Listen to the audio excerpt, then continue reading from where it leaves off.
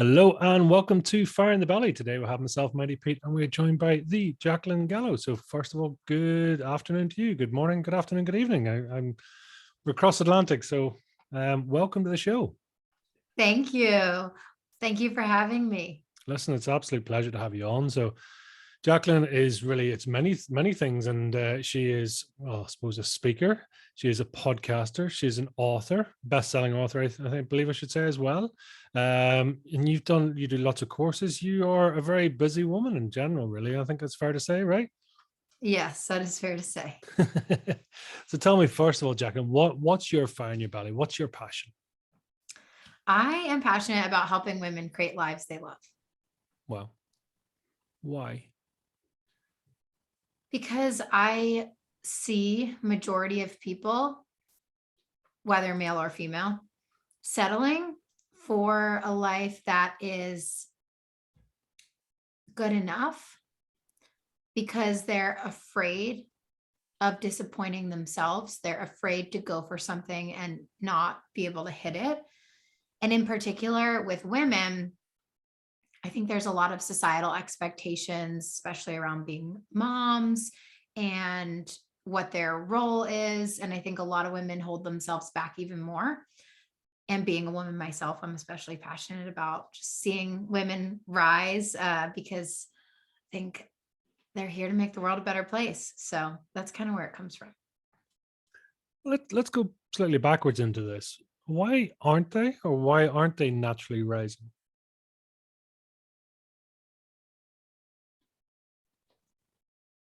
I think it's based on what they believe is possible for them. And that comes from societal beliefs, things that they heard and saw, especially between birth and 8 years old, when so much of our subconscious mind is forming. And because of that, they then make decisions in their life to settle or to go for less than they actually want or than they're capable of. Okay. I mean, nature, nurture, where do you sit? I mean, you talk about the 0 to 8. I mean, how much of that is programmed into us as a female, and how much is, we play with these dolls and we are creative? Where do you sit on that side? Yeah. So I think that it's all nurture in terms of women not going for the things they desire. The things they desire may be different than the things men desire, right? And I think that's where nature comes in, and feminine energy versus masculine energy. And we actually all have both feminine and masculine energy, and it's really healthy to have a balance of both. But in society, especially in capitalistic society, there is a strong masculine energy. And so women often actually play much more in their masculine. I know as an entrepreneur, I play my masculine a lot, but I consciously work on tapping into my feminine energy. So I think that's where the nature part comes. But the nurture part is really where the settling comes in, because we're often told what we can or can't have and what's possible for us. Mm-hmm. Just break that down for you, Willis, will you please? Because the masculine, the feminine, the masculine energy, some people may or may not be used to those terms. And Yeah. as you say, a man has both and a woman has both. And, we are all compromised of both, right? So if it's Yes. not the actual gender form, what is it then that you define that as? Masculine energy is the eager, goal setting, go after it, really strong, powerful, capable energy. Feminine energy is more nurturing, more letting things come to you, slow, magnetic, sort of obedient in a sense. And I would say it's really important for women who find themselves playing mostly in the masculine energy, because that's societally how we're taught to behave, to be more open to their feminine energy, to be more open to slow down, to be more open to their intuition, for example, to be more open to inspired ideas they have. Creativity would be more so in feminine energy, actually. And then same thing for men. If men find themselves like playing in one side or the other more, just being open to the other side can be really helpful for just being well-rounded and achieving your full potential. It's like a healthy balance with all things. No, that's super useful to break that down. And I know some people, they would sort of say if the mind is split up of 5% conscious mind and 95% subconscious mind, whatever your split is. But some people go further and say that the conscious mind is the masculine side, and the subconscious is the feminine mind. I mean, do you subscribe to that, or what's your thoughts on that? I've never heard it called that, but I will say I'm definitely not an expert in masculine, feminine energy. It's just something I've been playing with probably for about the past maybe 2 years, because and this is again, nature versus nurture. I find myself in the masculine so often, being so entrepreneurial, so goal oriented. And I have found that by allowing the feminine more to come up, and what I mean by that is trusting my intuition more, taking the path of least resistance, slowing down, not just taking action just to take action, just so I feel productive, but taking action that's actually going to move me forward and that feels aligned to me. I've been exploring it more and more, and I have found that it's created a lot of success for me. So I don't know about the subconscious, conscious in terms of masculine, feminine, but it makes sense to me that it would be that way. And I'm open to that. No, it makes sense. It makes sense. So what's your passion, and why is it your passion? I mean, you talk about sort of enabling and helping sort of other females. I mean, what does that do for you, or what's your sort of fire in your belly, your passion and your reason for that, if that makes sense? I would say my passion is helping all people, but especially women, push the boundary of what they think is possible for them, and then actually go for it and see their dreams and goals come to fruition. And why it's my passion, I believe that we all were kind of given some sort of potential before we came to earth. Our souls had a meeting with God or whatever you believe in, saying, hey, this is your potential. And I've always known since I was a really little girl that I had a really big potential. And I wasn't exactly sure what it was, but I remember being 8 years old and we'd be down at the Jersey Shore, and my parents loved to go for walks right on the beach block and look at all of the really big houses. And even though we would rent for 1 week, far from the beach, and I used to tell them at 8 years old, I'm going to buy you one of these beachfront houses one day. My parents were like, really? And they were like, I was like, yeah, I'm going to be really wealthy. And they thought it was fascinating because I have 2 older sisters. Neither of them made comments about becoming this wealthy woman at 8 years old. They thought something is different about her, and they didn't really know what it was. When I was, I think maybe 4, my mom took me to the doctors because I wasn't watching any TV and she thought something was wrong with me. And he's like, no, she's just not interested. And so I've always kind of been this way, but it developed more and more in college and when I started my business, and particularly probably when I got into the specific type of work that I do now with life coaching and mentoring women. I realized that before I came to this earth, I had a conversation with God. I believe that God said, your potential is to be this thought leader for women, share these empowering messages. You have a gift to speak, to write, and I would love to see you fulfill it. I believe we have free will. So I believe that it's up to me to bring that vision to fruition. But it's just something that I know I'm supposed to do. And the people closest to me in my world, they feel it too. They always say, like, your potential is so big. And it's just this energy that people around me can feel. And I know I'm supposed to do it. So I think it's a lot more about reaching my full potential, although I think we never really reach our full potential, at least getting there and having that impact on a lot of people. I think that's the core of it. How far along the line do you feel that you are in terms of stepping into your potential? If it was a scale of 0 to 100, I would say I'm at like 11. It's beautiful, right? Yeah, it's exciting. How far do you reckon you could get in this impossible scale of nothingness? Can you repeat the question? I'm just wondering if you have a concept of how in a lifetime, in your lifetime, Oh. do you think you will go along the scale? Oh, I hope I'll go to 100. The scale's really interesting because I've studied a lot of very successful people, especially people who have large influence and large following, because that is part of this vision, right? And it seems that a lot of people become an overnight success after, decades of work. And so I have this feeling that I'm just going to hit this tipping point where growth will just become exponential. Hmm. And I've seen tastes of that, right? Sometimes it's like, I might do dozens of podcast interviews, but one specific interview reaches, 1,000 people, and I get, hundreds of messages, and I get a little taste of it.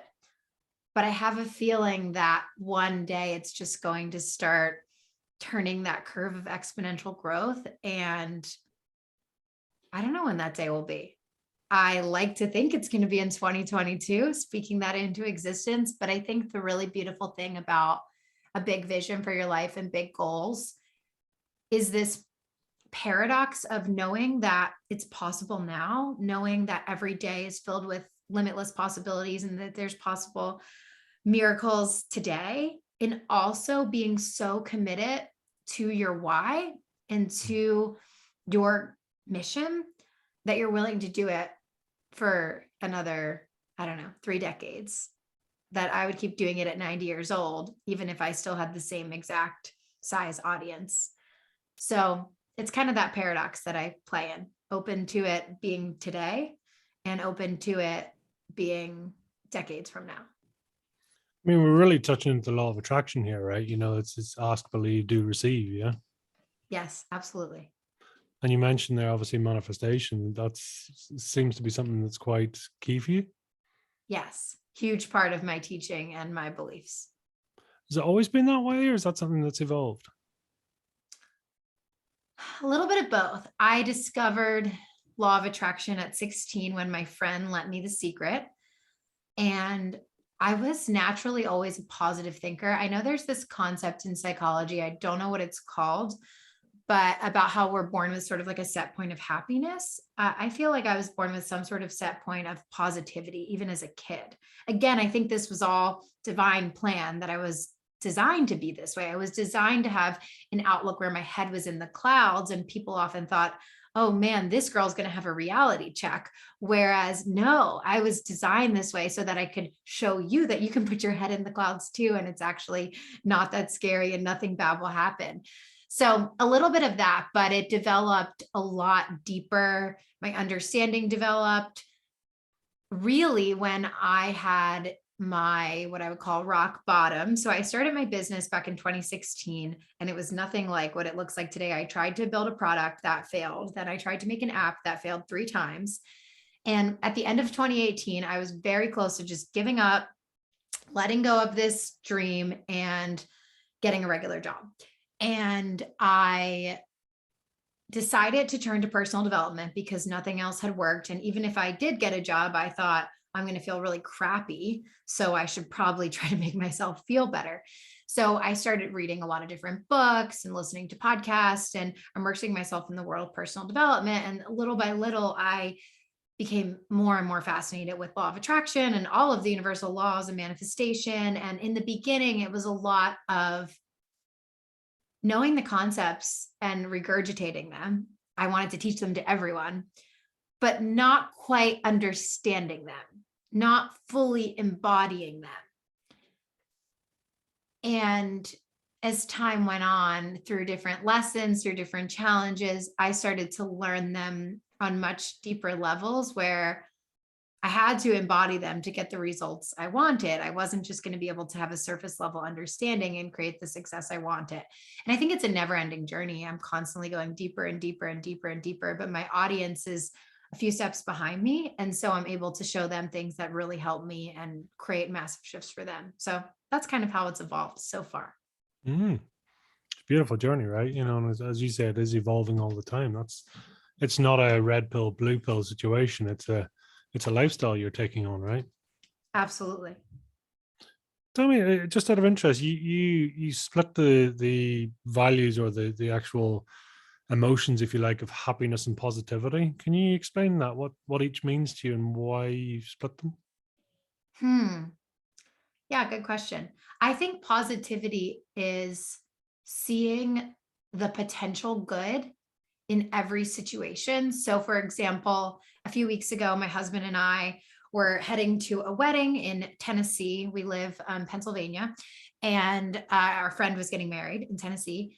And it was in Chattanooga, which, if you're familiar with Tennessee, is a very small city.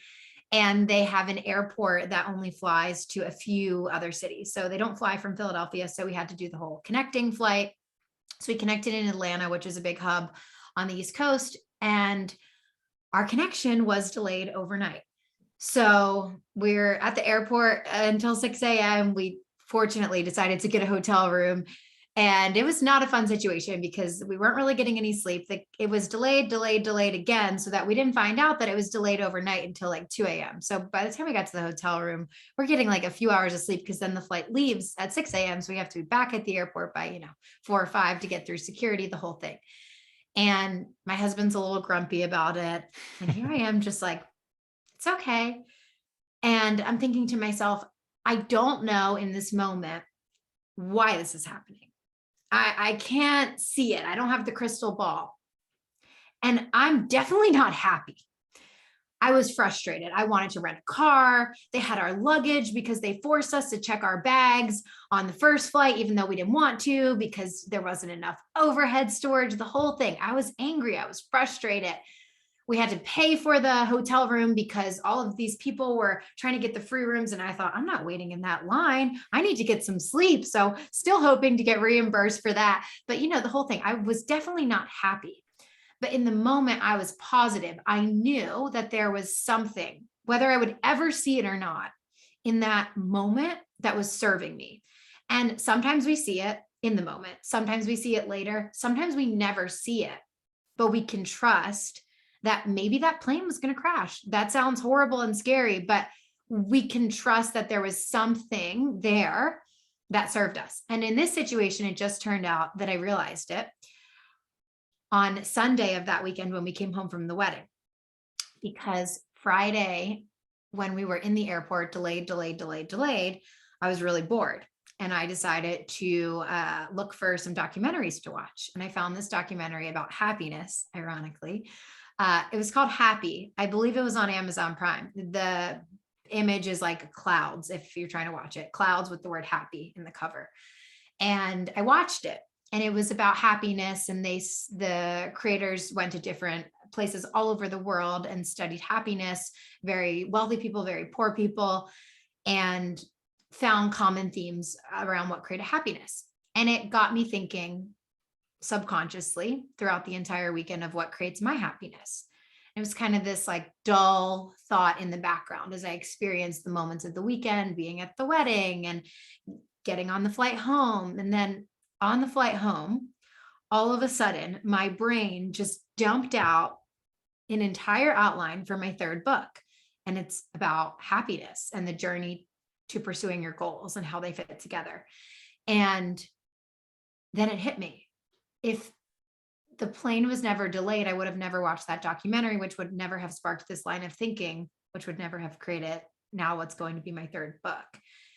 And it was the positivity that probably even allowed me to be open to enjoying as best as I could those moments, even though I was annoyed, even though I was frustrated. So I think happiness is an emotion, whereas positivity is a state of being. That's the way I would describe it differently. And what's you?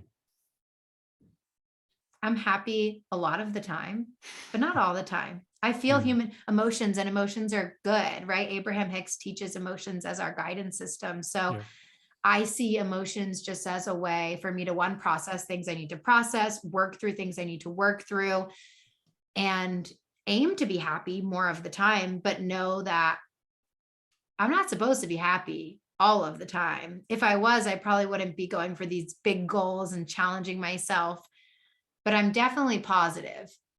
I wouldn't say 100% of the time. I would say probably like 95, and I'm pretty happy with that. What's your superpower?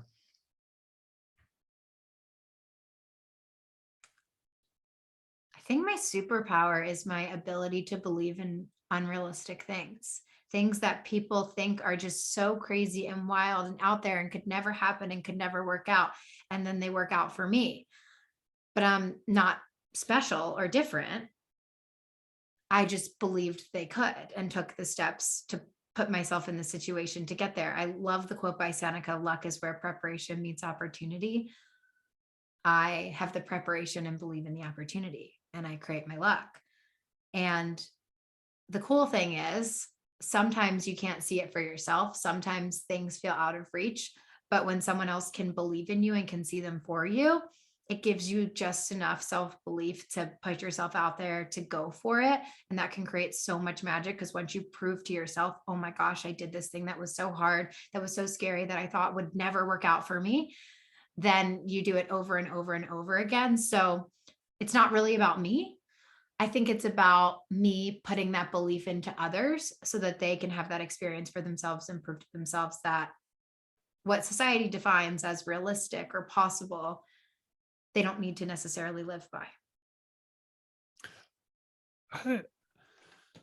Just trying to explain or trying to understand this aspect of, believing when almost you believe in the unrealistic, as you described it there. It's like, how do you get around that? Because when it's even just the definition unrealistic, right? So that's a belief, it's a judgment that it's not possible or whatever, right?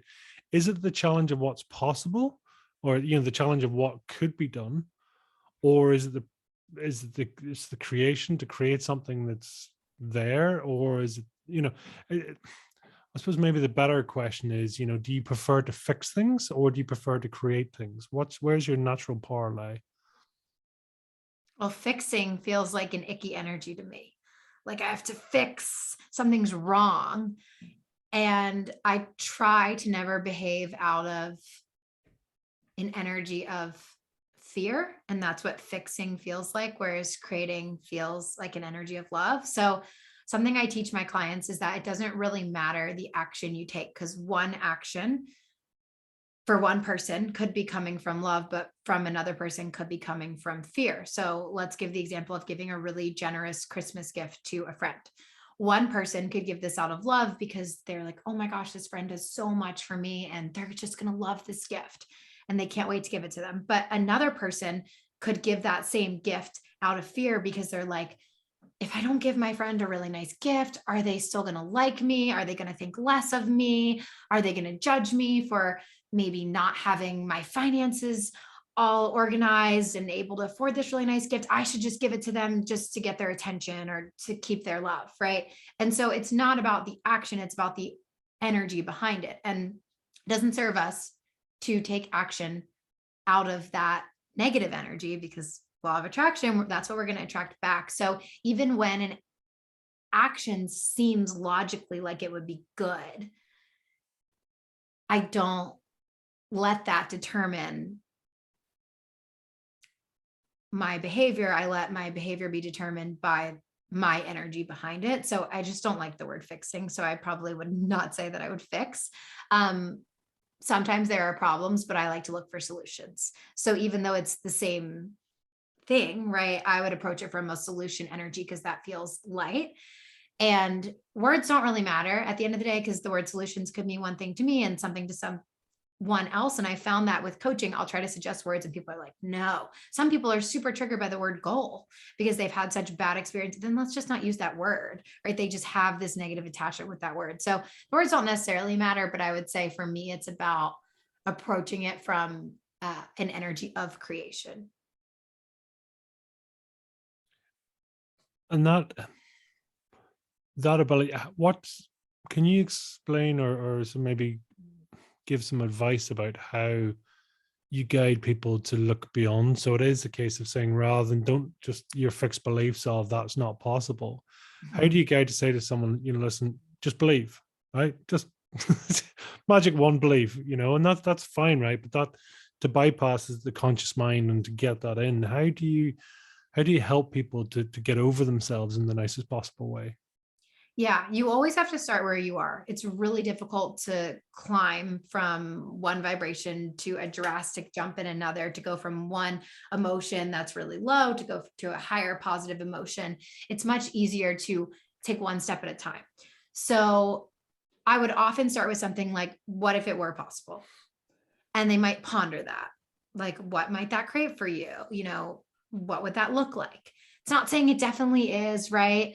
When we talk about affirmations, I often teach my clients bridge affirmations. So instead of saying, if somebody's goal is to become a millionaire and they're $50,000 in debt, instead of saying, I'm a millionaire now, or I'm a millionaire today, which a lot of books and things teach, I would suggest to them to practice an affirmation like, I'm in the process of creating financial freedom. I wouldn't even use the word millionaire because that might really trigger them. And then there's more resistance than there is positive feelings going that way.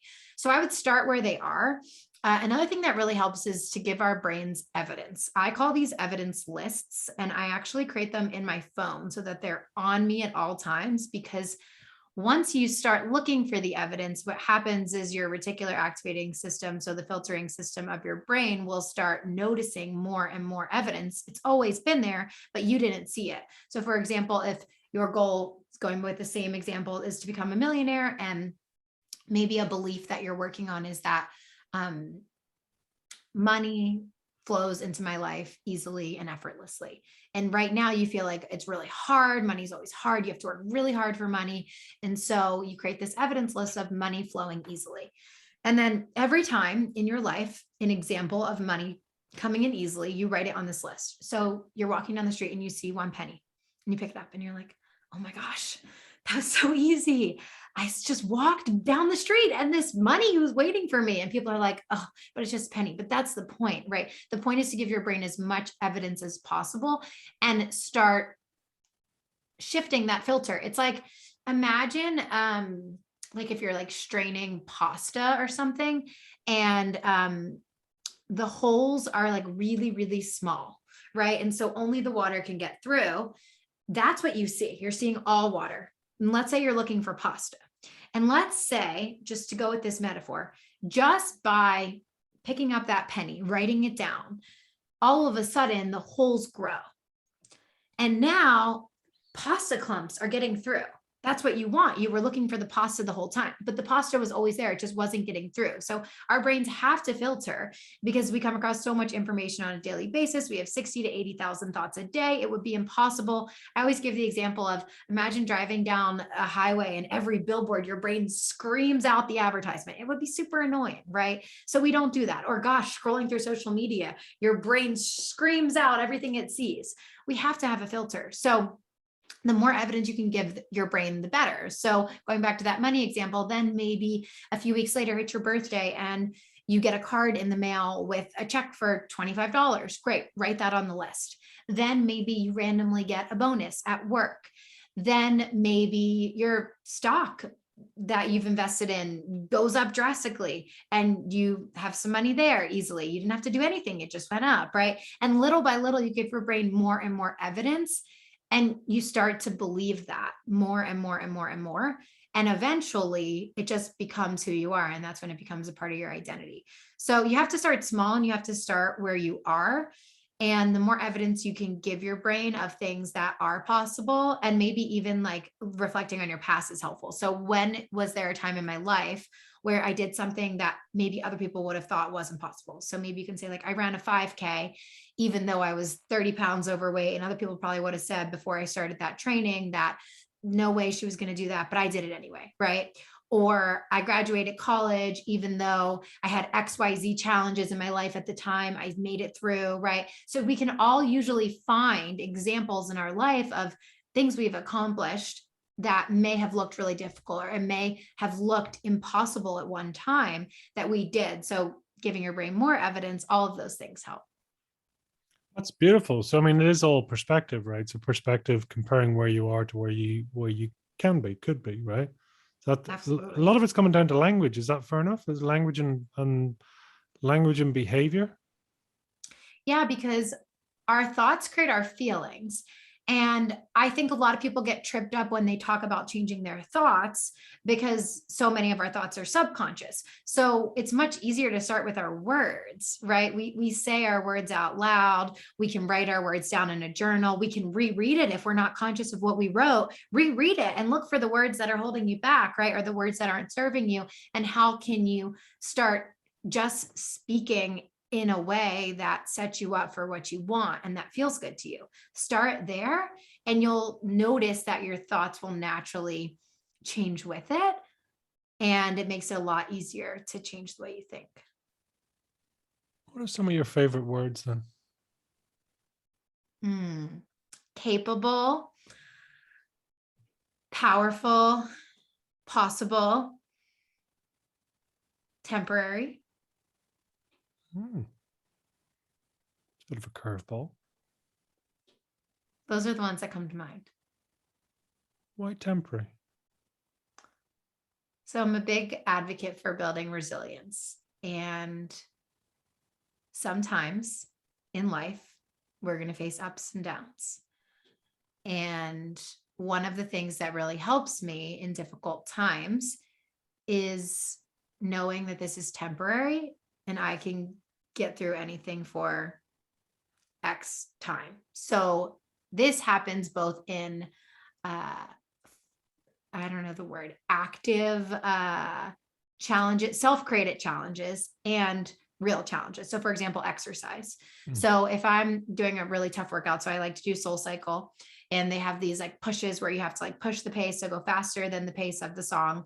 It's really hard, but I know it's temporary. And I'll say to myself, like in my head while I'm doing it, this is temporary. I can do anything for 30 seconds.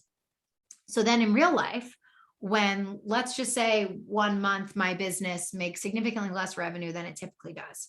And I'm like, oh no, your brain starts to freak out, right? Make it mean something. Then I say like, oh, this is temporary. I can get through this for 1 month.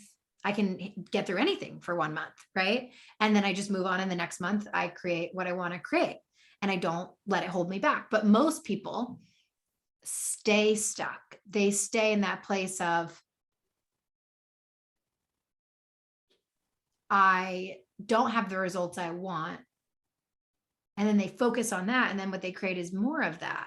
And they're like, well, I've been stuck for months or years. Why? Well, it's because you keep recreating the same thing over and over again. So if you just know it's temporary, then it just feels so much lighter and everything passes. It might take a long time to pass, right? We said a pandemic is temporary. It's still here, but eventually all things do pass. All challenges do pass. The sun always comes out again. So that's why temporary. It's a beautiful way of looking at it, right? I mean, it also sort of sets the fallibility of our lives. Really, there's a lot of temporary stuff that we think is there forever, good and bad, right? Yeah. And it helps us appreciate too, right? Like the good. It could be temporary and it's not to be afraid or anything, but just really appreciating every moment. Where's your normal creative space? I mean, do you think inside yourself? Do you like to take time out? Are you in the shower sort of a girl? Are you up a mountain?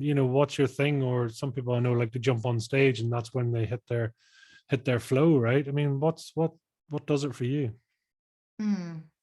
I spend a lot of time alone and without noise. When I say without noise, I really mean without anything that's limiting. So I might still like consume something. I might still read a book or listen to a podcast, but something that is very in alignment for what I believe or what I would like to believe. So whether it's just on my couch journaling, on a walk, in the bath,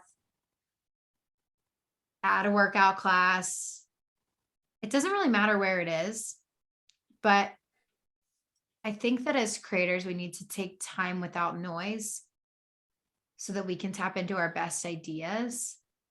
I don't think it's ironic that I have now outlined one book and wrote multiple chapters of another book on an airplane because there's no noise. My phone is literally on airplane mode. Nobody can text me. Nobody can call me, right? Of course, without all that noise, it's like, boom, a book idea was born. So I think that the key theme of my creativity is quiet. That's interesting. And how do you need to sense check your ideas? Because as you say, oh, here's a book idea, and can you tell the difference between it being a really good idea and something for you to execute and just, I don't know, just a fun idea, if that makes sense, just a passing thought, as opposed to, because if you write a book or do something with every thought, right, you're gonna be very busy, and you're gonna make things worse rather than better, right? So do you have a sort of a check that you put in for yourself? Yeah, it's a great question. And yes, I have a lot of ideas that go nowhere and I choose to take them nowhere. So have you ever heard of human design? Yes. Okay. I'm Not a not an lot now, expert not in a it. lot. So, I'm Okay. I'm not an expert in it, but if you're listening and you're unfamiliar with human design, it is essentially a process similar to a lot of other processes for knowing yourself, like astrology or the Enneagram, that uses different ancient teachings. You put in your birth date, time of birth, similar to astrology, and you can read all about it. But there are 4 different types, and my type is a generator. And within being a generator, there's different ways that you can essentially like make decisions. And mine is called emotional authority. And when I heard this, and when I was explained what it is by a human design coach who did a workshop at a retreat I hosted, I think it was back a year ago, about, it was incredibly eye-opening for me, because the way that I have always made decisions my entire life is on this wave of up and down and up and down and up and down. And my mom sensed this about me when I was a kid. So whenever I was a kid and I would tell my mom, oh, I want to do this, I don't want to do this, I want to do this, I don't want to do this, she would tell me, why don't you sleep on it? Because she recognized that I was really unsure. And it made so much sense when it was finally acknowledged that nothing was wrong with me, that I sometimes go up and down and up and down on ideas, but that's actually the way I was created. And the way that I was taught by this human design coach to kind of navigate emotional authority is to ride the wave of your emotions. So allow yourself to feel up one day, down one day, up one day, and eventually the wave will even out and be like very like a straight line, and you'll be sure of your decision. So that's how I feel about a lot of new ideas in my business, especially for bigger things. If it's just an idea for a social media post, what's the worst that could happen is if I share it with the world, right? But if it's an online course or a book that's going to take significant time, energy, resources to create, I allow myself to ride the wave of emotional authority. So I'll write it down and then I won't act on it yet. So this book idea I had on December, I think 12th. And today, which we're recording January 10th, is the first day that I actually started working on the book. So I let it be a solid almost month to make sure that I felt 100% about it. And the idea just got stronger and stronger. I got more and more excited about it, as opposed to in the past. I actually have had book ideas where I even like one book I was going to write 6 months ago. I was going to interview people. I did a few interviews and I was like, I don't want to write this book. I'm not interested in it. I just thought I was for a day or so. So that's the way that I do it. I just allow myself to ride the wave and really feel sure before I take action on it. And that helps me.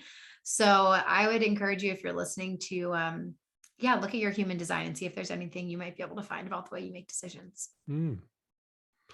And if we were all to jump on a bus and come and look at your office, what would we find? Well, I could show you. Clean, So organized, structured? yeah, of course. So this is my backdrop. I just think it's really pretty. It's beautiful. I have a printer, Mhm. champagne bottle with my goal on it. So it says Wow. $1 million year. Wow. I have a couch, which I sit on a lot. Hmm. And then I have a bunch of whiteboards like all over my walls, Oh, where I wow. write Yeah. down like all my goals and affirmations. And yeah, that's kind of it. I'm not returning the favor. That's okay. My workspace is chaos, absolute chaos, right? It's always interesting because when we get creative people, right? So it depends. It seems to be either it is, I mean, absolute massive compliments. Your workplace is very streamlined, very tidy, which says a lot, I think, in many ways. Whereas I would be quite creative, but I'm creative in the midst of chaos as well. It's just different, right? I think I don't know how to thrive in a chaotic environment. Okay. It puts my body into physical stress. I think physical things, and this is really interesting because there's a lot of information in society about, happiness is internal and physical things, external things are bad or wrong. I don't believe that.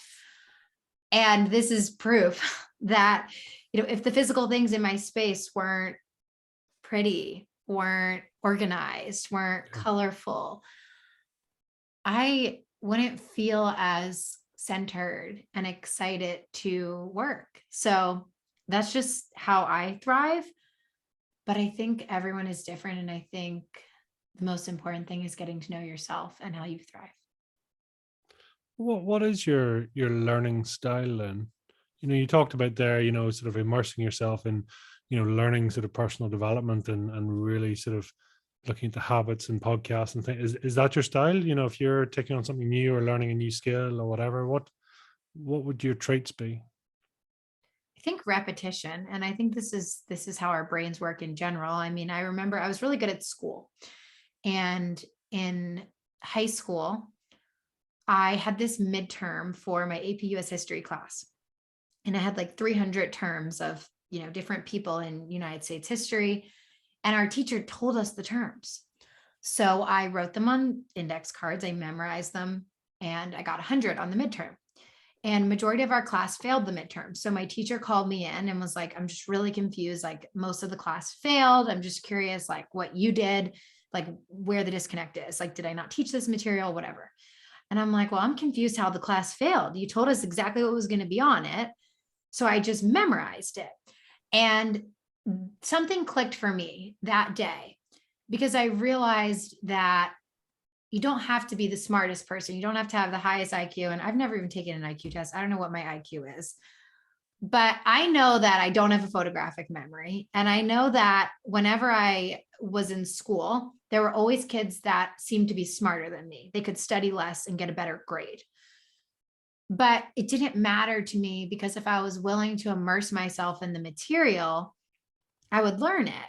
And as I've learned about the brain post school in my studies of personal development and the subconscious mind, repetition is the brain's language. So it makes sense that that's not only how we perform in school, but it's how we perform as adults. And the cool thing is, the stuff I learn now, I want to learn. So not everything I studied in school I was interested in, right? I just had to take the class because of my degree and whatever. And that's arguable. Did I have to do it? No, that's a whole nother conversation. But now everything that I study, I'm excited about. I can't wait to dive into this book. I can't wait to learn this concept. So I just reiterate the concepts over and over and over again. But the thing that I will say is really important, that I touched on a little bit earlier, is embodiment. So one time I was taking an online course, and it was James Wedmore, and he said something really interesting. He said, if I gave you a book about how to swim and you memorized every word of the book, you still wouldn't know how to swim unless you were thrown in a pool and you actually applied it. And it clicked for me that the memorization, the repetition, the understanding of the concepts is important, but it's really only 50% of it. So the other 50% of my learning style is living it, trying it, going out there and putting these concepts to practice. And sometimes I fail, and sometimes things don't work, or sometimes I have all kinds of experiences, but that's the way that I learn. And the cool part is that's the way I teach. And when we go deeper into how humans learn, I also know that metaphors are really helpful for our subconscious mind, and storytelling. And so it makes so much sense that I go and I live and I have an experience, and then I teach about it. Hey, I just embodied this thing. Here's what it looked like. And then it clicks for other people, and then they can embody it. So long story short, my learning style would be probably repetition plus embodiment. And I think that that's how our brains work. And I think there's different ways to repeat. Like, you might be more of an audio learner than reading a book, right? But repetition is going to serve all of us, and embodiment's going to serve all of us. Do you find the writing down, the actual replaying it or interpreting it back into your own thinking, is that a step in the process for you? Yeah, I journal a lot. I think I don't really write down. I mean, if I'm taking an online course or something, yes, I will write down like what they said, just to write it down to see it in front of me. But if I'm reading a book or listening to a podcast, I don't really take notes on it. But what I do is I might pause it and then like brain dump how it applies to me. So if someone is teaching a concept about, trying to think of an example of something maybe recently. Okay, so I was listening to a podcast the other day. This was my Saturday night activity. And my husband was laughing because he went to a bar to watch the Eagles game. And I was doing some kind of personal development. He's like, good thing you can entertain yourself. I was listening to a podcast, and the host was talking about why people hold themselves back from their income goals. And one of the things she said was that we fear that if we have a certain amount of money, we're going to spend it all. So she recommended writing out your plan for your income goal. So if you were to make the money you want to make, what would you actually do with it? So I paused the podcast without even thinking. This was so natural. This felt like the most natural thing in the world. I hit pause, I write down 100K months, and then I write down like January and exactly what accounts I would allocate to, how much taxes are, how much I would save, how much I would spend. Then I thought, oh, I want to go on a trip. And I planned a trip, and I went on Airbnb, and I looked at the prices, and I wrote down the price of first class flights, and I planned the entire trip. And then I did February, and I did the same thing. And the money was going here, the money was going here. Okay. And then we have this much in savings. Then I'm going to do this. And it was so fun, and it was so natural, and it was so effortless. So it wasn't about writing down necessarily everything the host was saying about our fears around money. It was about actually applying the exercise and doing it in my life. So that's kind of the way I bring writing into it. And it usually feels like very natural. It's not usually a forced thing. I mean, there's an element of visualization there too, right? So you're connecting to your future self. Is that, have I picked that up correctly? Yes. Pretty much everything I do is future self, I would say. Or working through a block that's preventing me from stepping into my future self. I mean, how do you connect to your future self? Or, do you have any examples to help other people to connect to that? Yeah. I think first, just setting goals, like being clear on where you want to go. And sometimes people tell me they don't know where they want to go. I would argue that you probably know, you're just afraid to set the goal because you're afraid of being disappointed. If you really feel like you don't know, try to connect with the feelings, not specific tangible things, but I want to feel happy. I want to feel free. I want to feel whatever it is. Start there and just imagine, maybe, what does that look like? What does freedom look like? And you might just imagine you're on a beach. I don't know, take a walk, you go grab some lunch, right? So it doesn't have to be so clear if you feel stuck on it. But if you are clear, if you're like, okay, these are some of the things I want. I want to make this much money. I want to accomplish these things. I want my family to look like this. I want whatever it is, right? Then once you have that mapped out, focus on imagining a scenario, put yourself in it, living it with each one. So every morning I write down 10 goals. I use Rachel Hall's to Start Today journal. So you write the goals as if they've already happened. And I personally write mine in the format of thank you for, because it feels just so good. It elicits all the gratitude for everything that I know is coming. So I might say, thank you for my $1 million business. And then I will close my eyes, and I see myself teaching a masterclass with thousands of women on it, asking questions. And I see it. I see the tea I'm drinking. I see the outfit I'm wearing. I see all different parts of it. Sometimes things in the vision aren't so clear. Don't get so caught up. So if I say, thank you for my dream car, old part of me was like, is it white or is it black? Are the seats black leather or red leather? And then I realized, well, I'm open. I don't have a strong feeling right between them. So I don't have to get caught up. Whatever I see in one vision is what I'm meant to see. It doesn't need to be the same in all the visions. Sometimes I find that when doing any kind of connection with future self, any kind of imagining, putting yourself in that, triggers may actually come up. Resistance may come up. This is good.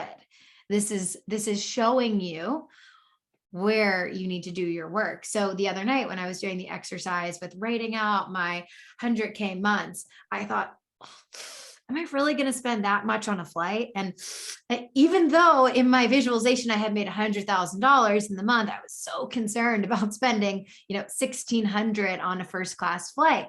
And so I noticed these things coming up and I thought, okay, this is where my work is to be done, right? This is where I can grow. This is where I can step into.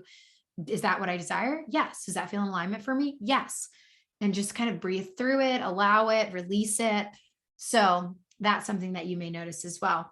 But it's just starting with some scripting.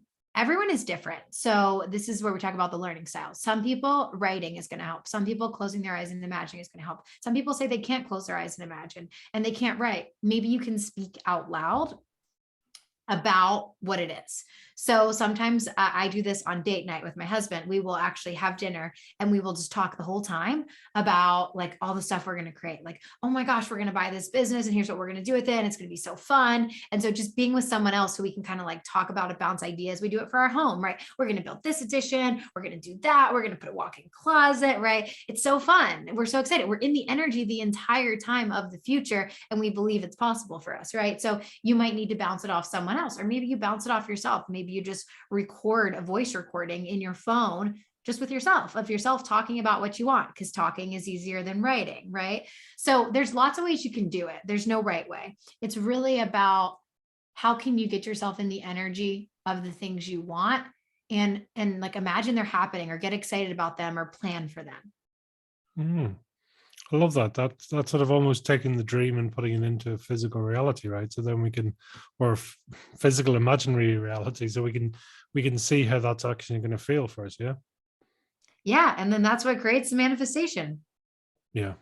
Yeah. That's in the simplest form. That's what manifestation is, isn't it? Really, that you're living. Because I mean, you do, and I know you talk about it there. You talk about people setting unrealistic goals, or else goals that are not necessarily connected to the future self. I mean, what do you say to people about that? There's sort of these wonderful goals, but they're just unrealistic for them, or they're not what they really, it's not what people really want. They're doing it because my next door neighbor set that goal, or that seemed to be the right thing, or whatever, right? There's no emotion with it. Yeah. Yeah, that's a really good point. So when I talked earlier about the why and how like the dichotomy of you can know that it's possible today, but be willing to commit to it for 10 years, that's usually a good test. Because if you're doing it because you're worried about what your neighbor thinks or someone in your life or that society thinks, you're not going to be willing to commit to it for 10 years. So that's a good test. I would call that just an out of alignment goal. And if it's an out of alignment goal, let it go. It's not serving you. It's not serving anyone. It's not going to make you happy. And here's the thing. The people who are going to judge you, who are going to have comments that you're trying to prove something to or please, they will never be satisfied. They're always going to have a comment, right? So just please yourself and don't worry about pleasing them because people are always going to have something to say. For the goals that you actually do want, that feel in alignment for you, but you've just been told they're unrealistic, those are the ones that I recommend really connecting to. Imagining, okay, if you think it's unrealistic, what if you just allow yourself for 5 minutes to pretend? It could be unrealistic, but what about pretending? Pretend you're a little kid again and you have an imaginary friend, right? Nobody says that your 5-year-old who maybe has imaginary friends, nobody's like, that's unrealistic. Tell them to hang out with real friends, right? Like nobody cares, right? It's so just put yourself in that place, put yourself in the place of, okay, I'm just going to pretend and see what happens. And I believe if we can imagine it, then it's possible. What sort of advice would you give to people? As you say, they're either stuck in their head, their situation, and they can't necessarily see what's going on or how to change. They say, I know something needs to change, or they suspect something needs to change. I mean, where's a great place for people to start? Yeah, I think that it's important to see what's going on underneath the surface. Like, is there any healing that needs to be done? Right. So if they need therapy or they need some kind of support to work through that, that's the first step. If they are in a place where they're like, okay, I don't think there's anything super traumatic, like I'm ready to move forward, but I just don't know which step to take. You can't really take the wrong step because every step is going to give you emotions, which is your guidance system. So if you take that job, because you're sick of your old job and you're not really sure if it's the right job, but you don't know what job to take next. So you just take that one. You're either going to enjoy that job or not so much. And then you're going to be closer, right? So every step you take is always going to get you closer. You can't really take the wrong step. I think we put way too much emphasis in society around making the right decision. We're always putting out a list of pros and cons. Close your eyes, trust your intuition, know that it's always guiding you exactly where you're meant to be. And the worst case scenario is that it guides you to something that doesn't feel so good. That's a bad experience. And I believe that it guided you there because there was something you needed to learn that's preparing you for your full potential. So when you just take the stress and pressure off it and just allow yourself to trust yourself and just do something, take some action, never wait. Waiting attracts more waiting. Then it will just unfold and you'll always know the next step. And you don't need to know 2 steps ahead. You just need to know 1 step ahead. And you always will. Bite-sized chunks, right? Just don't try and take it all on at once. Yeah. Was there key moments in your life that either through advice or through realization for you that made a significant difference, that really it was a sliding doors moment or enough was enough that really made all the difference? Yeah, many times. I think we have to have those moments, right? I think they're blessings. The first one was when I started my business. So I was doing an internship and I actually liked it. I felt like I was at an 80 in terms of, we'll call it joy. I think joy and happiness are a bit different. I think happiness is more of the emotion and joy is more of that state of being. I think I was at about an 80. And I knew, actually, I didn't know. I wondered if it was possible to be at 100. And the wonder was enough to pursue something because I thought, what's the worst thing that can happen? That's actually a great question. I ask my clients that a lot because usually they're so afraid and the worst case scenario is not so bad. So I'm like, what's the worst thing that can happen? I try to start a business. I either don't like it anymore. I'm at an 80 or worse, less. And I go get another job where I'm sure I can find another job where I'm at an 80 or come back to this company, right? Or that's it. I fail, maybe. Okay. Then I go get the job and I go back to the 80. So, but the best case scenario is that I get to 100 or close to it, 95 maybe. So that was moment number 1 that really impacted me. And I just went for it. And it was a long journey, lots of failure, but here I am and I'm very happy I took that journey. And I would say, yeah, I'm probably at like a solid 95 now. So I'm really glad I did it and was willing to risk the possibility of failing or being unhappy with the potential to find that higher level of joy and just overall like passion for life, really. Do you want me to go into some other moments or? Yeah, sure. If anything comes to mind. Okay. So I would say the second really turning point then was at the end of 2018 when I had failed and nothing was working. And I thought, let me take this personal development stuff really seriously. And one of the things I committed to doing that really changed a lot for me, and this is where my obsession with language really began. I was not going to speak any words out of my mouth that didn't get me closer to where I was going or where I wanted to go. So I had realized I wanted to become a speaker at this time. I came across a Facebook ad, which inspired me to take this course about speaking. And I was like, oh my gosh, that's what I want to do. So I knew where I wanted to go, but I essentially had very little proof or evidence that it was going to work. And this is where it was the most difficult to speak that way because people would ask me questions and I didn't have a lot of answers. And it also felt very uncomfortable to lie, right? We've been taught not to lie. So what I had to do was find pieces of evidence that it was working and tell the story in a really unique way that didn't feel like a lie, but that was setting me up for what I wanted. So for example, I went to get my hair done maybe like a month into my speaking outreach. So I had been spending like full time, 40 hours a week, just emailing colleges saying, I'm a speaker, hire me to speak. And I decided that I was going to prepare myself for my speeches. So I was going to get my hair done. I was going to buy a few outfits that I could speak in and be prepared so that when I landed those speaking gigs, then I would be ready to go. So I was at the hairdresser, and, women always talk to the hairdresser about all kinds of things in their life. So she's like, what's new? And I'm like, well, I'm speaking now. I'm doing this like speaking tour. And she's like, oh my God, so cool. Where are you going to be speaking? And it's like, oh no, she's going to catch me. I don't have any speaking gigs booked. So I paused. I thought to myself, okay, how can I word this? And I said, well, I'm in the process of coordinating with colleges across the country.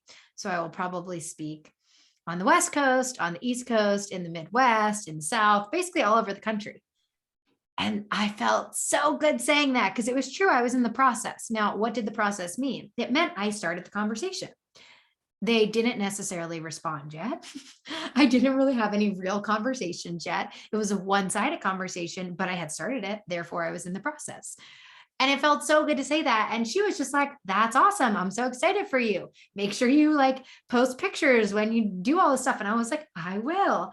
And that was just the start of learning to find the evidence and speak in a way that created what I wanted rather than kept me stuck where I didn't want to be, because that conversation could have ended a lot differently. I could have said, well, I've tried to reach out and nobody's responded. So I don't have any booked yet. So I'm not actually going to be speaking anywhere. Right. And then that would have felt terrible, would have put out some negative energy, attracted back some similar circumstances at that level and that frequency. And I probably just would have stayed stuck, but I didn't. So that was another big one. And then I would say the third major shift was actually pretty recently. It was in October.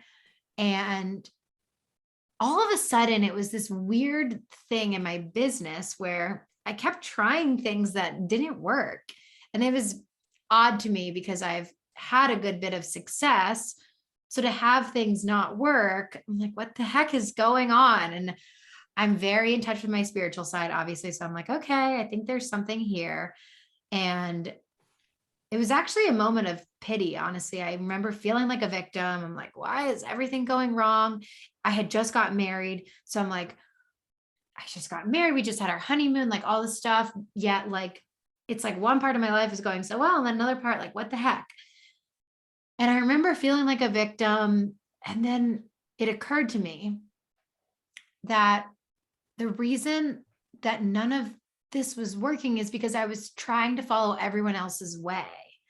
I was trying to learn from this person and that person on how they did it. Like they took these exact steps to get XYZ result, right? And none of those ways ever felt good to me, first of all. I just did them because I wanted to hit XYZ goal, right? And I realized that I wasn't supposed to follow anyone else's way. I'm supposed to follow my way. And it's very odd because I've started doing things since then that don't make a lot of sense, that other people aren't doing in the industry, like really just creating my own path for the first time, truly not making decisions based on what other people do, but how does Jaclyn want to do it? What feels good to her? Knowing that what feels good to me might not feel good to someone else, and it really doesn't matter. And the way someone else does it, it's awesome. And I don't discredit them. It's not like their ways were wrong or bad, right? Like it's awesome that it's their way. And I've seen a lot of magic since then, just from opening up to my way and knowing that we're not supposed to follow anyone else's way. And it's been a good lesson for coaching too, because I get a lot of clients asking me, they are attracted to me often because they want to do similar things that I've done and they want to know the way. And being a good coach is helping them find their way. And I can offer suggestions and I can share, hey, here are 10 things I've tried. Do any of these resonate with you? But the truth is everyone's going to have their own way. So I think that's the most recent one that I'm really enjoying embodying because it makes life feel a lot lighter and a lot easier and a lot more fun. Yeah, it makes sense. Does everyone get you? No, people have not understood me my entire life. My mom always said I was like 10 years older than my age. And I found that, especially in college. Like, I started my business when I was a senior in college, and I felt like I had already graduated. I wasn't interested in the things that other college students were interested in. I got married before all my friends got married. I'm on a different timeline. I think maybe my soul's lived like a bunch of other lives and learned a bunch of stuff that maybe other people are learning now. And so, yeah, people definitely don't get me. I've always struggled with jealousy from other people, lots of weird about energetic stuff, I guess, but I don't feel like people need to understand me. I feel like I just need my people, the people who I'm meant to impact, to feel inspired by me, to understand my teachings, and my friends and family, obviously, even if they don't get me, to love me. And that's about the extent of it. Wow. Yeah, that's it's good, right? Not everyone needs to get you. That's not it's not what it's about, right? It's tell me this, is pressure for diamonds, or is that just poor planning? Hmm. I think about this a lot. I think this saying can be misinterpreted, and people can put unnecessary pressure on themselves hoping for a diamond. But it's like, if you're mining, I don't know much about mining, but I can imagine if you're mining on, in a place where there are no diamonds, no matter how much pressure you put, there's no diamond there. And I think that's where a lot of society is. There's this hustle culture, this work until your eyeballs bleed culture. And I totally disagree with it. I do agree with working hard towards something you're passionate about. And I've experienced both the hustling because I'm supposed to, because I think it's going to work, or I need it to work and I'm desperate, versus, like, my husband even said, like, recently he's noticed I've been working way more hours for me than I used to. And he's like, but it's not this like hustle, be so burnout energy. It's like, oh my God, I'm writing a new book. And oh my God, I have this podcast interview. And like, it's just a different energy. So I do think pressure can really serve us when it's the right kind of pressure. What is the right kind of pressure? Experiences that maybe we were served spiritually as experiences to learn a lesson or to have a redirection. I always believe failures fall into typically one of those two categories. We can put pressure on ourselves in a way that feels really aligned, like when I do a really hard workout, or when I might even make like a deadline in my business because it feels really good. I know when my husband and I moved into our house, before we moved in, we were renovating the entire house, and I put a deadline on it because I said, if we don't put a deadline, we probably will never move in because it will always be another thing. And we were both living at home with our parents, so we were very comfortable. And I said, the pressure will be good. It will excite us. It will help us take action. So I think that's an example of pressure that was really good. So it just depends, again, back to that thing I said earlier about the energy behind it, the energy behind the pressure, whether the pressure is coming from you or is kind of coming from something that feels out of your control. If you feel like it's serving you, like it's helping you grow, even if it's hard, because pressure hurts, pressure is painful. If your intuition, if your gut tells you like this is good pressure, trust it. But if it feels like pressure coming from society, coming from shoulds, coming from a place that doesn't feel aligned, know that it's doing way more harm than good. And you're never going to find any diamonds in a place where there were no diamonds to begin with. It's very it's a lovely way of looking at it. I suppose that, I mean, would you, it's slightly the same question, but slightly different actually. I mean, are you generally motivated by pain or pleasure then? Well, psychology says human beings are motivated moving away from pain. Yeah. But I find myself lit up by pleasure, by what's possible, by where I'm going.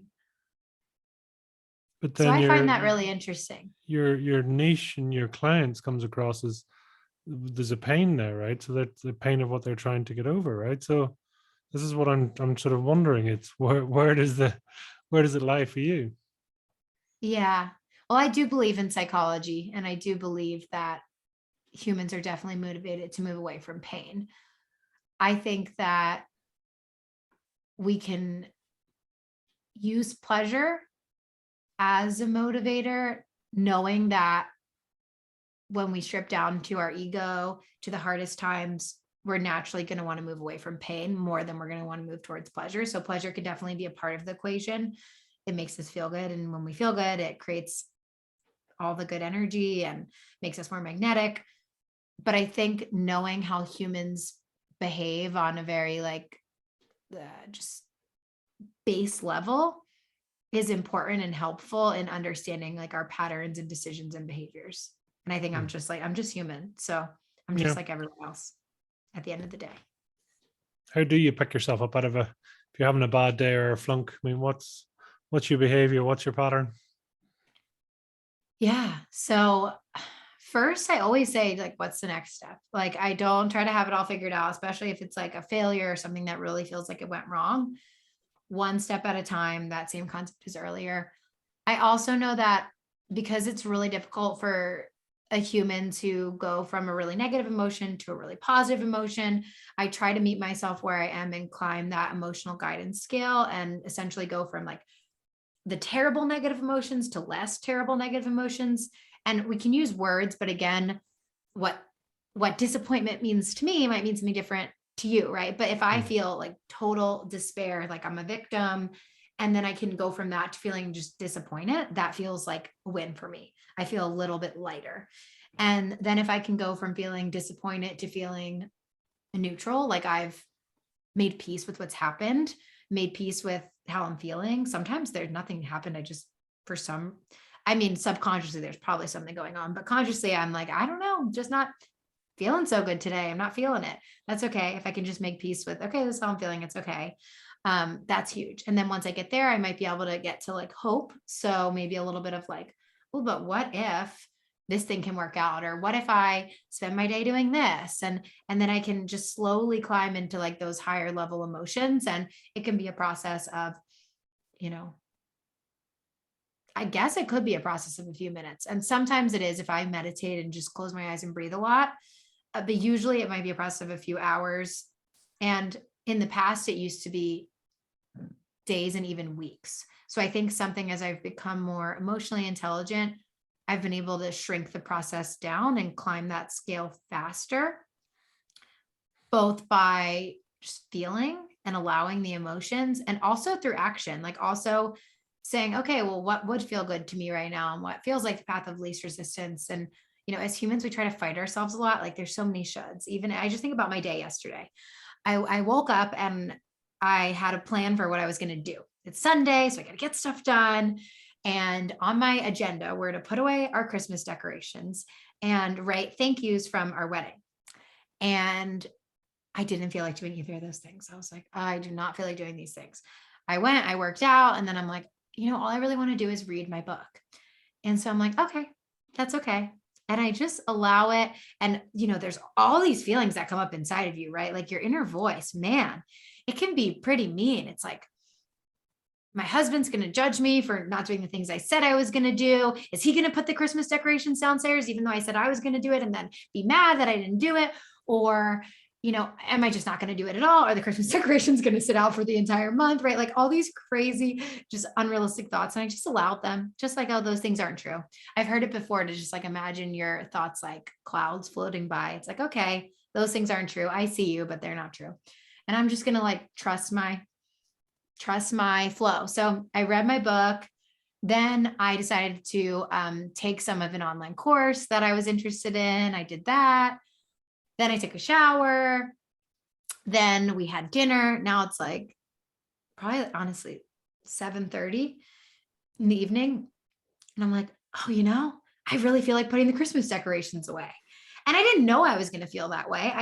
It would have been okay if I didn't do them. Right. But I'm like, you know, I feel like I have this like second wind and I felt like I had taken care of myself all day and I felt really rejuvenated. And so I put the Christmas decorations away. And then I thought, oh, it feels really fun to sit on the couch and put Shark Tank on in the background and write my thank yous. So then I did that for a few hours. And I thought, gosh, thank God I listened. Thank God I allowed that. And I had a great day. And then I woke up today feeling so good. And then I worked on my book and now I'm here with you and it's great. But it could have been terrible because it could have been like, well, you have to put the decorations away and then you have to write the thank yous. And then I would have been so miserable. And maybe I would have read my book by the evening, but I would have been so angry that I had such a hard day and I had to do all these things and blah, blah, blah. Right. And then I would have woke up today feeling like, oh man, I barely relaxed all weekend. And now I'm back to work. Right. And so it's just really interesting the way we can, go about that flow. And it's really just about taking those small steps to just ask yourself the question, what feels aligned right now? I think we're afraid that if we allow ourselves to do the things that feel good, we're going to watch Netflix 24/7, eat cake for all our meals and like never do anything. And you may, if you're really burnt out or you have like a bad relationship with food, you may do those things, right, for a short period of time, but eventually you're going to even out and realize that you want to do other things and you want to feel fulfilled and you want to feel good, right? So I think when we just allow ourselves to do the things that feel good, usually we can climb that scale. And if you're feeling really down, you might just say like, what would feel a little bit better than the way I'm feeling right now? And start there. Do you think that's the baseline for humans, that we are, goal seeking, we are fulfillment seeking creatures, but then life just gets layered and thrown on top, and expectations and beliefs and trauma and blah, blah, blah, all the other experiences. Do you think that's what it is? We have a baseline and just everything thereafter sort of falls to the wayside, and whether or not you can, get your head above the parapet or not is the question of whether whether you do something with your life, if you like. Absolutely. I think that we're wired to desire more. And this is something that this is a huge theme of my book that I'm writing.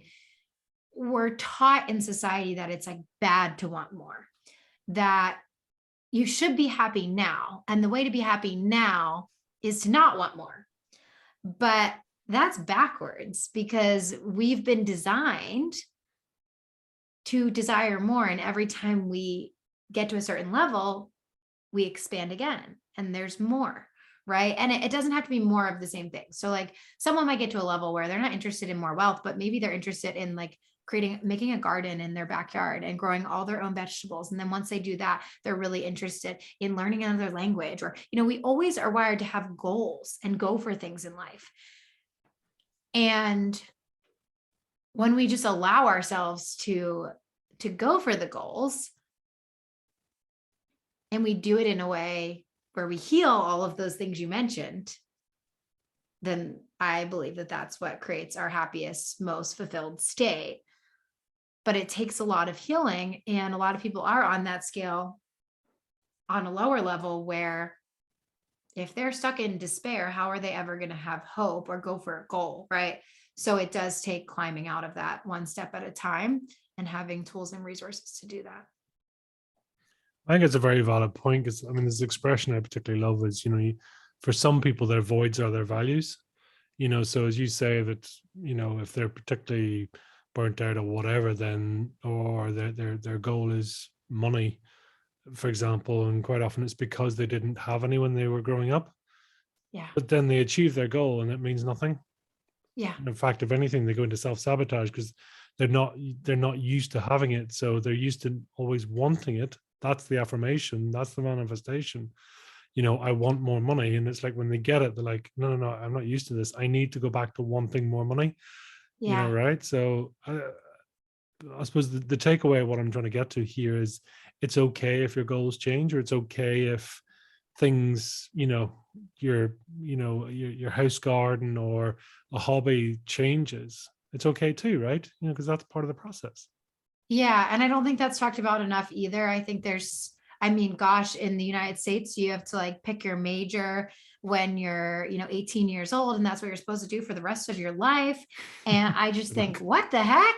It is absolutely I wouldn't trust me to make backward. that decision at that age. Yeah, it is. So I think absolutely. we should change, right? Like as every new experience we have shapes our desires. And a lot of times you don't know that you want something because you've never been presented with it. So a really surface level example is like, maybe there's a type of car that you want now, but 10 years ago, you didn't even know that car existed, right? You never even, you never even saw it. You never even came across that. Or maybe there's like something in your life that, you recently came across. I don't know, you were on a walk and you saw like this one house in your neighborhood has like this beautiful chandelier hanging from their porch, and you never even knew you could have an outdoor chandelier. That's a very silly example, but and then you're like, that's exactly what I want on my front porch, right? Every new experience, you're going to have a new desire. And sometimes you want something, like you said, because it came from a place of not enoughness. It came from a place of a societal desire that we talked about earlier as something that I would call like out of alignment. So you thought you wanted X, Y, or Z. Let's say you thought you wanted to be a doctor because your whole childhood you were told by your parents, very well meaning, that doctors are so successful. And so you went all through medical school, you finally became a doctor, and now you're maybe 3 years into it and you're like, I hate being a doctor. And then you're like, is something wrong with me? No, that was never your desire. It was your parents' desire that they, well-meaning, put on your subconscious mind. You thought it was your desire. You went for it. And now you've had the realization that that's not your desire. So in that case, like, please, please, please, please, please allow yourself to change your mind. Allow yourself to figure out what your true desires are, to figure out what is in alignment for you, and go for it. And know that you were supposed to go on that path. You were meant to go on that path. And, there's good coming out of that. So that's one part of it. And then the other part of it is like, your desires will always evolve as you see more. So both, and they both result in new desires. So yeah, it's not talked about very often, and I think it should be. How often do you think people find their true desires? Not enough.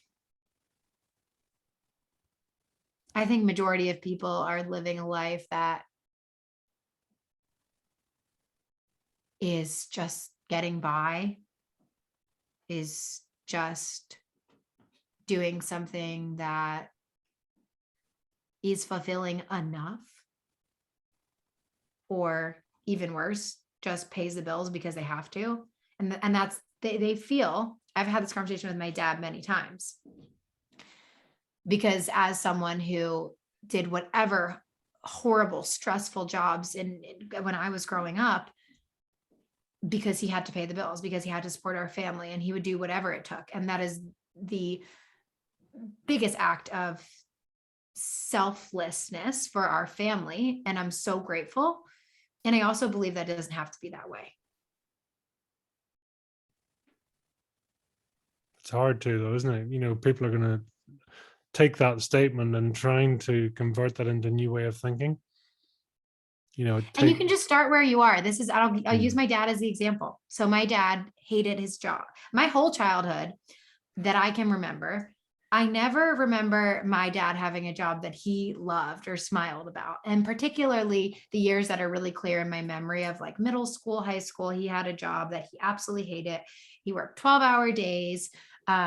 He didn't get paid very much. Like we just kind of got by. My mom went back to work. My mom was a stay-at-home mom when I was really young, but she went back to work. I think, I can't even remember, but I think it was around the recession when my dad actually switched to this job that he hated for so long. And I would always try to encourage him, like, Dad, like maybe a different job might be better, right? But he was so set that like this job like paid the bills and was stable and all these things. And I was grateful, again, like that my parents gave me everything. They always sacrificed for their children. And I'm so fortunate to have that. I wouldn't be the person to have these opportunities, be here today without that. But I knew in the back of my mind, there was something more out there for him. I just knew it. And I had heard him say a few times before that his dream job was to be a school bus driver. He had mentioned this like quite a few times. And I was like, I tried before, like, oh, maybe look into it. And, no, I don't have time to look into it. I'm tired after work. So then one day, just about a year ago, he comes home from work and he says that he found out that he's going to have to work Saturdays. And when I was a kid, he had to work Saturdays when I was really young, and he absolutely hated it. His number one value is family, and having to be away from his family when everyone else was home was just treacherous to him. And so he left that job, actually, I think taking a pay cut to be able to have a job that he didn't have to work Saturdays, because like he just would do anything to be with his family on the weekends. So I knew that this was stabbing his heart. And I knew that he just was even more miserable. And I thought, I can't let this happen.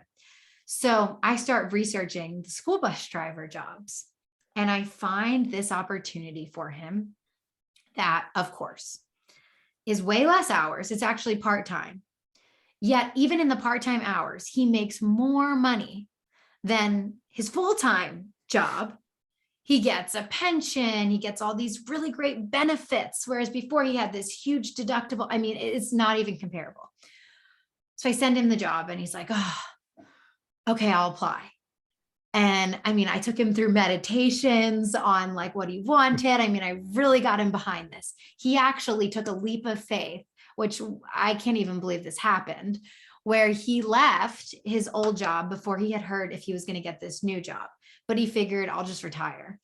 I'll just tap into my retirement and take an early retirement. Well, of course, he gets the job. He studies so hard for all his tests because he has to pass these different licensing tests to be able to drive the school bus. And I've never seen him happier in my entire life. And, is he a millionaire? No, but he's so happy. My parents have more financial freedom. He works way less hours. He's way less stressed. And it was just one tiny step really of one, acknowledging like one possible scenario. So he didn't go from like having this job he hated to saying he wanted to like make $10 million a year, right? Like climbing that ladder.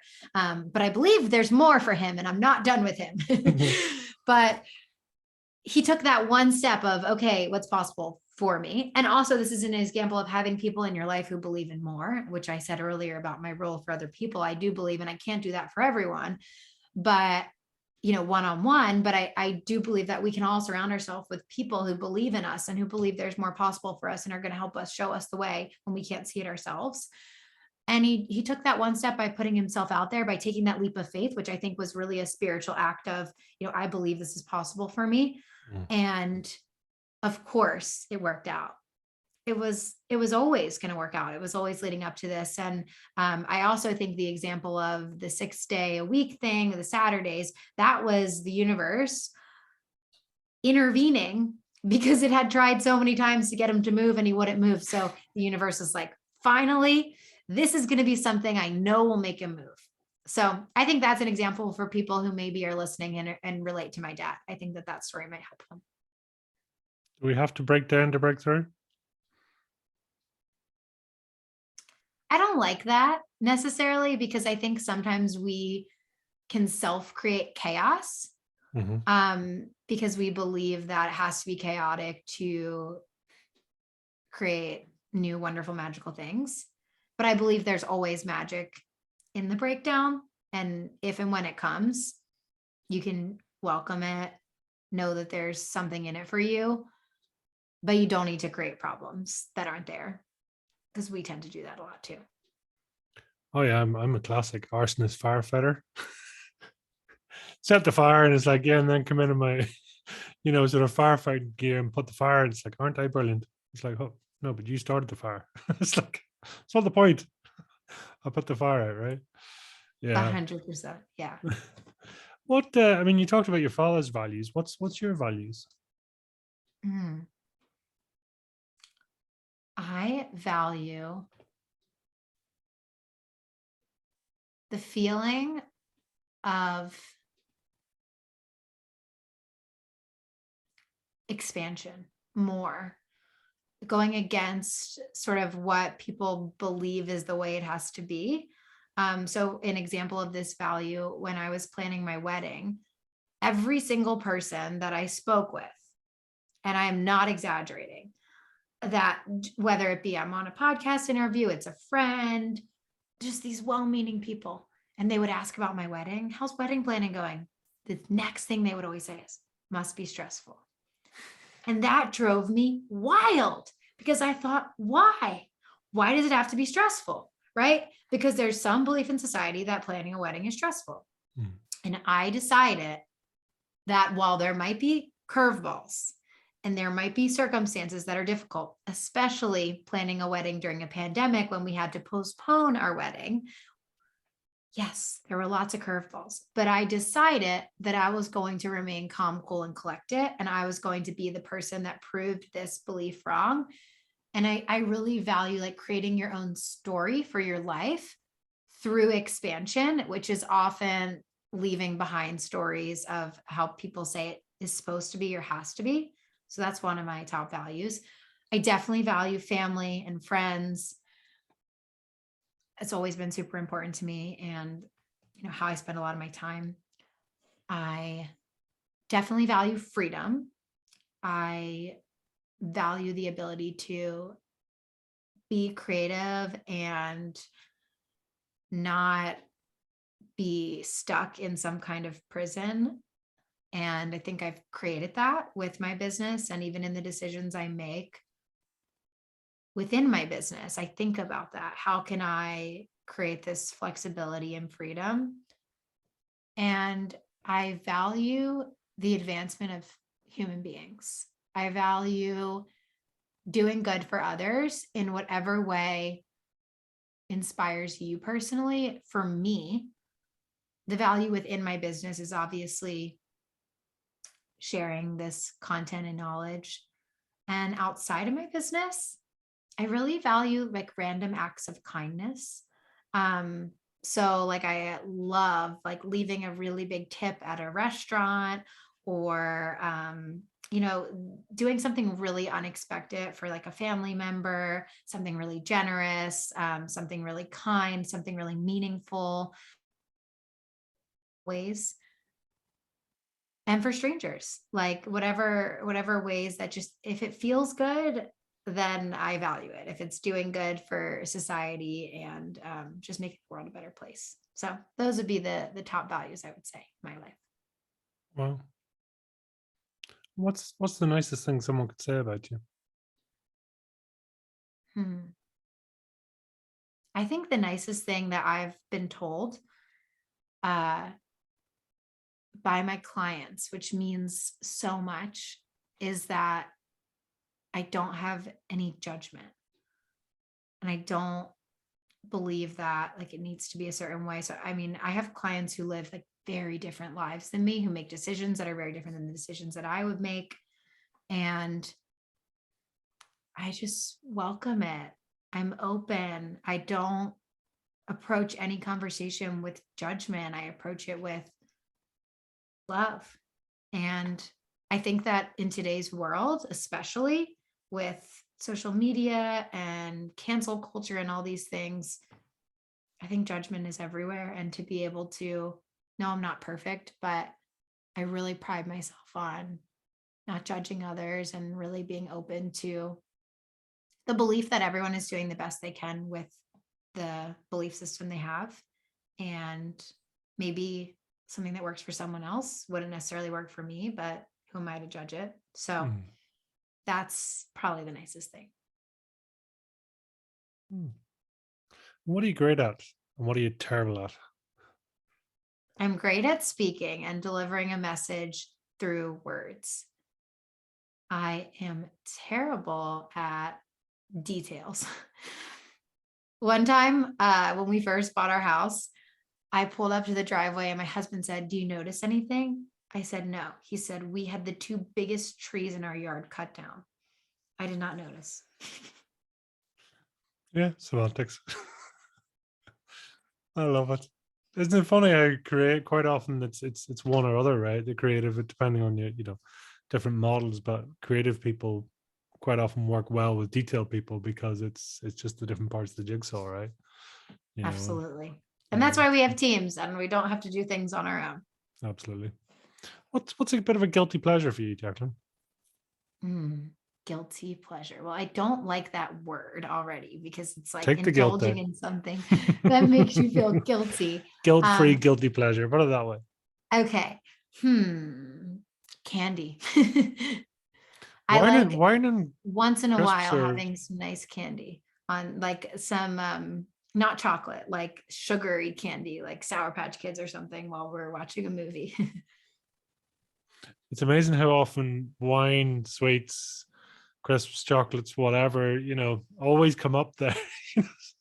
Doesn't matter who you are, we're all human at the same time. It's like, oh yeah, movie night or popcorn or whatever, right? It's your thing. And leisure and pleasure for you, what does that look like? Family, friends, time, social gatherings. I'm very extroverted in a lot of ways. Or total me time, take a bath, relax, go for a walk, listen to a podcast. Maybe if I'm feeling really inspired, bake some banana bread, something like that. Well, what's something that not many people know about you? I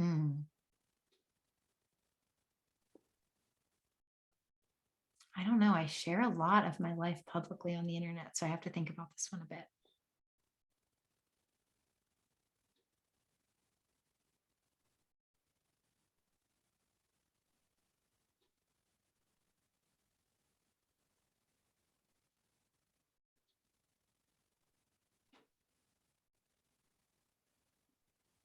Sorry for the long pause. I just really feel like I'm so open. It's hard.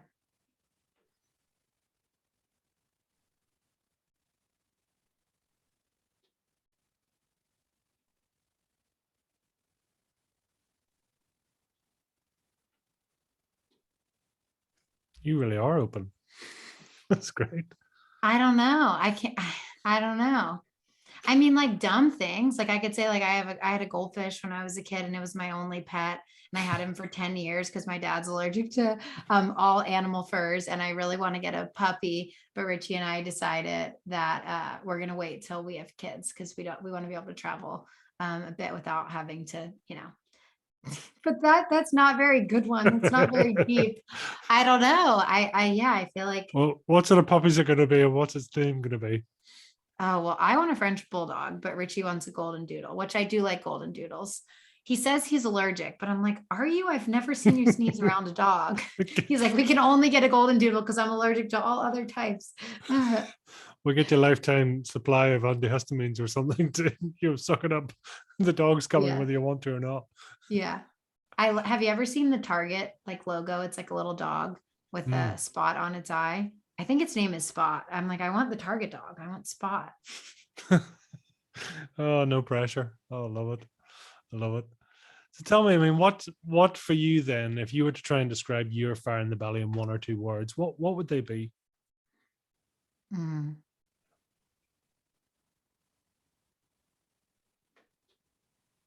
Pursuing goals.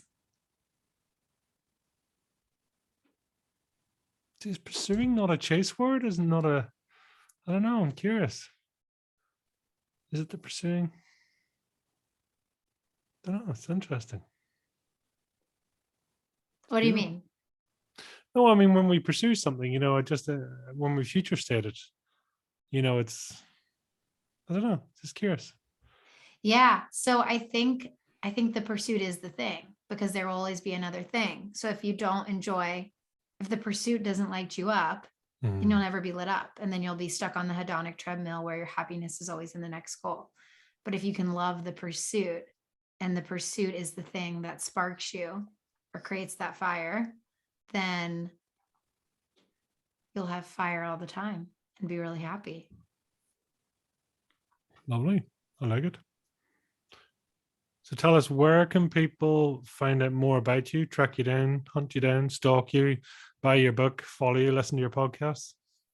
Yeah. So my website is jaclyngallo.com. You can find me on Instagram, Jaclyn_Gallo. And I have a bunch of links in my Instagram bio to different things. And my podcast is called Spark Your Light. So quite similar themes here with fire in the belly.